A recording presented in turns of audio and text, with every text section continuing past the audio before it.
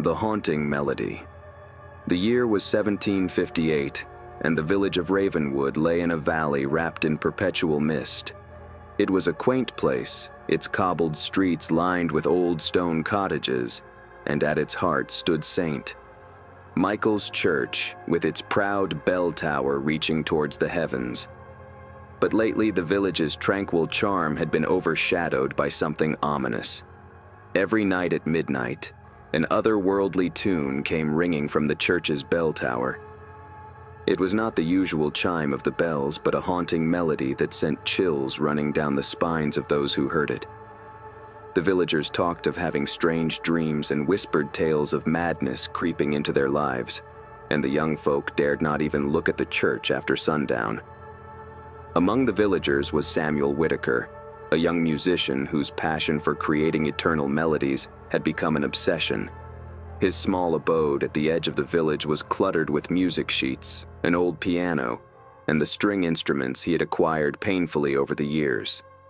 Samuel had heard the tune each night, and instead of dreading it as everyone else did, the tune consumed his thoughts. "This is no ordinary melody," Samuel whispered to himself one foggy morning, while sitting by the piano in an attempt to try out the tune. But regardless of how hard he was trying, he could never recreate its haunting perfection. It was as if it had a life of its own. It had a sound that was otherworldly. Determined to find the origin, Samuel approached Father Gregory, the old caretaker of St. Michael's Church. The old man was stoic-like, his years of dedication etched on his old face.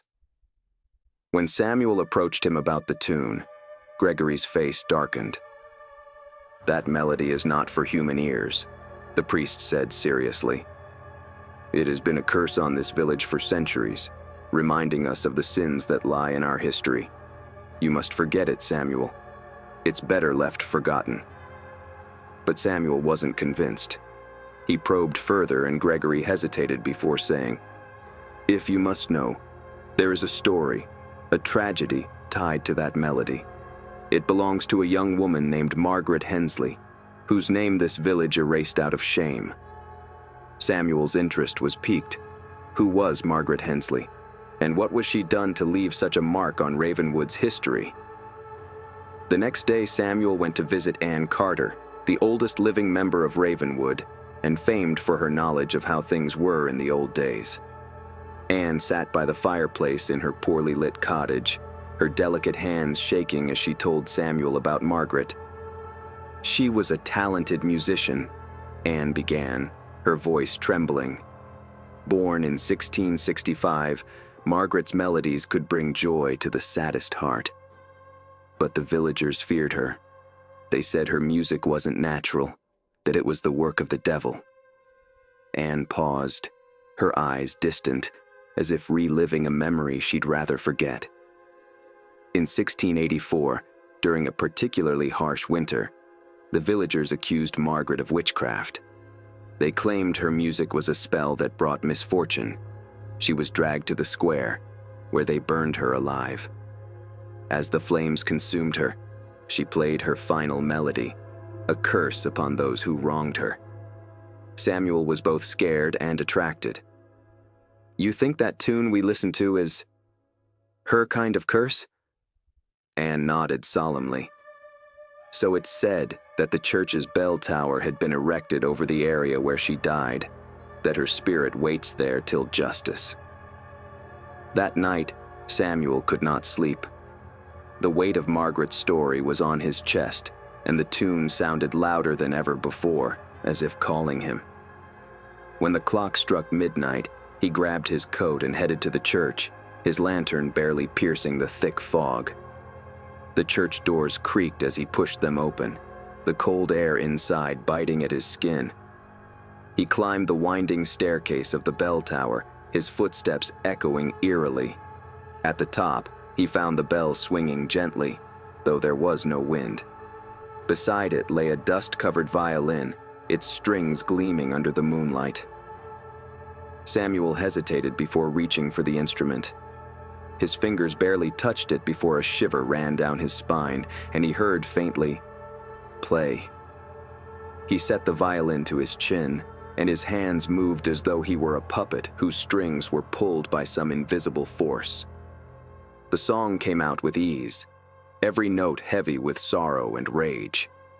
Visions of flames engulfing Margaret, the jeering faces of the villagers, and finally, her tear-stained face as she cursed them with her last breath filled Samuel's mind. The strings of the violin snapped in his hands, and he stepped backward. The whisper returned this time louder. "Find the truth, or suffer as I have." The next morning, Samuel returned to the church with renewed determination. He examined the bell tower and discovered a hidden door behind the bell's frame. Carved into the wood was the year 1684, along with strange symbols he couldn't decipher. With great effort, he pried the door open, revealing a narrow staircase spiraling downward into darkness. Lantern in hand, Samuel descended, the air growing colder with each step.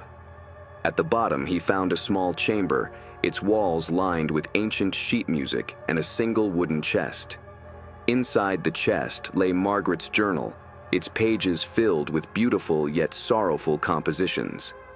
The final entry caught Samuel's eye. It read, "They silenced my music but could not still my spirit. To all those who fought for justice, play that last refrain and let people hear your story." Resolution washed through Samuel.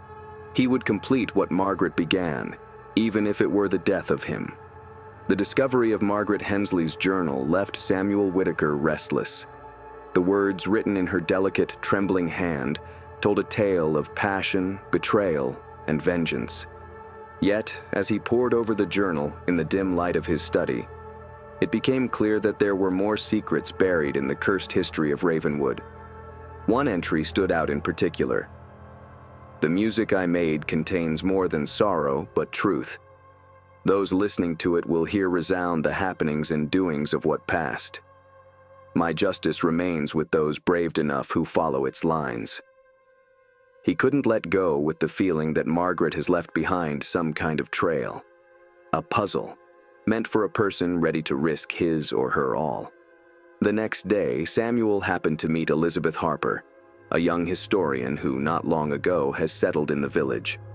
Elizabeth was known for wide knowledge of folklore and a collection of rare artifacts gathered over the years. Anyone could decipher the cryptic notations in Margaret's journal. It was only her. In her cluttered study, filled with the scent of old books and burning candles, Elizabeth scanned the journal with wide eyes. "This is extraordinary," she said, brushing a strand of her auburn hair behind her ear. "These aren't just musical notes. They're a cipher." Samuel leaned forward. "A cipher? What does it mean?" Elizabeth pointed to a series of notes written in an unusual sequence. "If I'm correct, this melody hides coordinates, but it's not complete. You'll need to play the full melody to uncover the rest." The revelation sent a chill down Samuel's spine. The violin strings had snapped the night before, cutting his performance short. Was Margaret testing his resolve, or was there something darker preventing the melody from being completed? That evening, as the fog rolled into Ravenwood, Samuel decided to test Elizabeth's theory. He repaired the violin's strings and prepared to play Margaret's melody once more. The room was silent except for the soft creak of his chair as he settled into position. The first note cut through the air, mournful and haunting. As he played, the melody seemed to take on a life of its own, weaving a tapestry of sound that drew the room into its spell. The candles flickered wildly, and the temperature dropped. Suddenly, a voice whispered behind him, "Samuel, don't stop." His fingers hesitated and the song stopped. Turning his head, he saw nothing. The room was clear, but the voice persisted in his mind. Steeling himself, he played on, this time with a sense of purpose. When the last note sounded, the room shuddered, and on the wall, a faint glow emerged, like a map of light that pointed to a location within Ravenwood's forest. The map led Samuel and Elizabeth to the Forest of Shadows, a dense woodland shrouded in legends of disappearances and ghostly sightings. Equipped with a lantern and Margaret's journal, they entered the woods under a crescent moon. The air was heavy with silence, broken only by the crunch of leaves underfoot. As they delved deeper, the trees seemed to close in around them, their twisted branches forming grotesque shapes. Elizabeth clutched Samuel's arm. "Are you sure about this?" He nodded, though his confidence wavered. If Margaret's melody brought us here, there must be something waiting. After what felt like hours, they came across a clearing. At its center stood a crumbling stone structure, a mausoleum covered in moss and engraved with the same strange symbols found on the hidden door in the church. Inside, they found a pedestal holding a locked wooden box. Carved into its surface were the words, "Only the melody will set me free." Samuel knew what he had to do. Standing in the eerie stillness of the mausoleum, he lifted the violin and began to play Margaret's melody. The air grew colder with each note, and shadows danced along the walls as if alive. When the final note rang out, the box clicked open. Inside was a single sheet of music, unlike anything Samuel had ever seen. The notes seemed to shift and writhe, and as he stared, he felt a presence enter the room. Elizabeth gasped, her eyes wide with terror. "Samuel, look!" A ghostly figure emerged from the shadows, her form translucent and flickering. It was Margaret. Her eyes were filled with sorrow and rage, and her voice echoed like wind through the trees. "You have come far, but the truth lies deeper. Find the one who betrayed me, and you will understand the curse of this melody." Before they could respond, Margaret vanished, leaving behind a chilling silence. Returning to the village, Samuel and Elizabeth began their quest for clues on Margaret's betrayal. They managed to find old records in the town's archive, kept in a dusty attic. Among them was a letter from Reverend James Carter, the priest who condemned Margaret, to an unknown recipient. The letter went as follows. "The girl's music was not of this world. It threatened to expose what we have done. I had no choice but to silence her before the truth could surface." The words sent a shiver down Samuel's spine. What truth was the Reverend hiding? And how was it connected to Margaret's haunting melody? Samuel and Elizabeth uncovered the letter written by Reverend James Carter, bringing with it more questions than answers. Obviously, he was involved in Margaret Hensley's tragic death, but the extent of his guilt remained hidden. The night went on as Samuel couldn't shake off the feeling of being watched. The atmosphere in Ravenwood was suffocating. Whispered rumors among the villagers included flickering lights within abandoned buildings, the occasional sound of Margaret's tune drifting through the forest, and shadowy figures by the church. It was Elizabeth who first spoke aloud of her fears. "We have disturbed something, Samuel. This is not simply a matter of uncovering history, but of surviving it." Samuel tried to stay firm. "If Margaret's song is a curse, it's up to us to break it. We have to find out what the Reverend was hiding."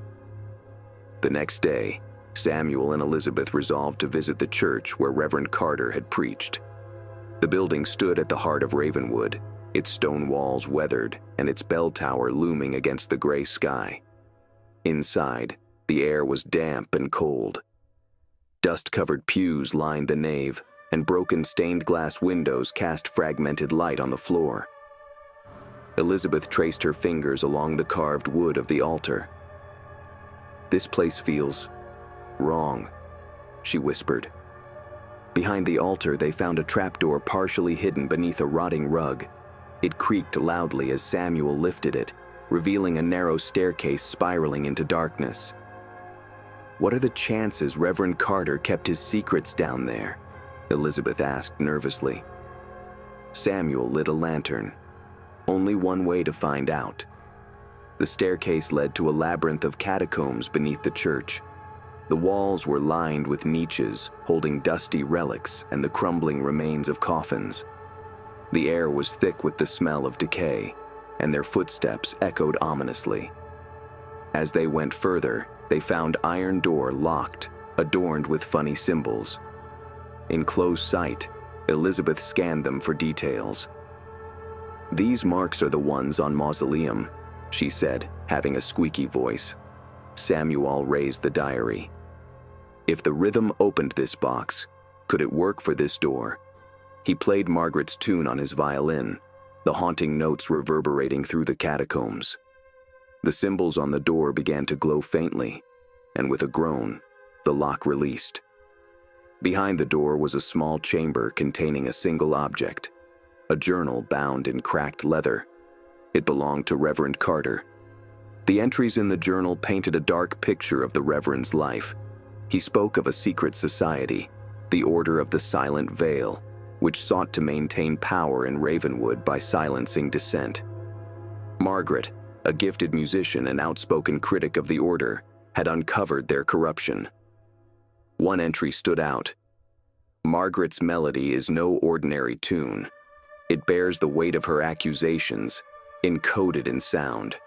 If heard, the truth will unravel, and the order will crumble. We silenced her to protect ourselves, but I fear her spirit lingers, vengeful and unyielding." Elizabeth looked pale. "This isn't just a curse. Margaret's melody is her weapon. She's using it to expose the truth and to punish those who wronged her." As they emerged from the catacombs, the interior of the church was deathly silent.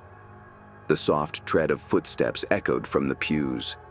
Samuel held the lantern high, scanning the room. "Is someone there?" The temperature dropped suddenly, and shadows began to move unnaturally along the walls. One shadow broke away, taking the form of a hooded figure. Its face was obscured, but its voice was chilling. "You should not have come here." The figure lunged toward them, and Samuel and Elizabeth bolted for the exit. The heavy church doors slammed shut behind them as they tumbled into the cold night air. Breathless, Elizabeth whispered, "The order knows we're onto them. We're not safe anymore." That night, Samuel woke to the music of his violin playing all by itself. The tune was mangled, full of hate for each note. He sprang up for his study to find the violin in midair, the strings dancing like they had some unseen master guiding their motions. Elizabeth, who spent the night over, flung open the door. "What's happening?" she exclaimed. Before Samuel could respond, something materialized on the wall, burning itself into the plaster, the symbol of the silent veil. The room filled up with whispers, growing louder until Samuel screamed for them to stop. The violin crashes to the floor, and the room is silent once again. The events at the church and the appearance of the veil's symbol convinced Samuel and Elizabeth that their lives were in danger. They resolved to find the last remaining member of the order, someone who might hold the key to breaking the curse. Their search led them to Arthur Grayson, an elderly man who lived on the outskirts of the village. Arthur had been a young acolyte of the order but had left after Margaret's death. "I warned them not to hurt her," Arthur confessed when they confronted him. "But they didn't listen. Now her spirit will never rest." Samuel showed him the journal. "How do we stop this?" Arthur hesitated. "The tune must be heard from start to finish at Margaret's deathbed. Then her soul shall find rest. But heed, listen well. She will call upon her wrath for having it played. Unless your motives are just, she will not be kind to you." It started pouring when they were leaving Arthur's place. The winds were so fierce that the sounds reminded Elizabeth of some mournful cry. In Samuel's hands, the violin now weighed heavy. It seemed burdened with its own history. "You have to finish this, for Margaret, and for yourselves," Elizabeth said, determination clear on her face. Samuel nodded, his heart pounding in his chest, for he knew the melody brought them closer to the truth at such a cost. Samuel and Elizabeth stood by the edge of the Ravenwood forest, the tall trees looming like silent guardians in the stormy sky. The air was weighted differently here, charged with an unnatural energy that crept under their skin. "This is where Margaret's melody started," Samuel said, clutching his violin case. "And this is where it has to end." Elizabeth glanced nervously back behind them. "You don't think the Order will try to stop us?" Samuel shook his head. "It doesn't matter. Margaret's spirit won't rest until we play her song in full. We must do this before it consumes us, too." They ventured into the forest, each step drawing them closer to the source of the curse and further from safety. The deeper they went, the more the forest seemed to close in around them. The trees grew denser, their gnarled branches forming a canopy that blocked out the fading light. Whispers began to echo through the woods, faint but unmistakable. Elizabeth froze. "Do you hear that?" Samuel nodded, his grip tightening on the violin case. The whispers grew louder, forming fragmented words. "Betrayed, forgotten, vengeance."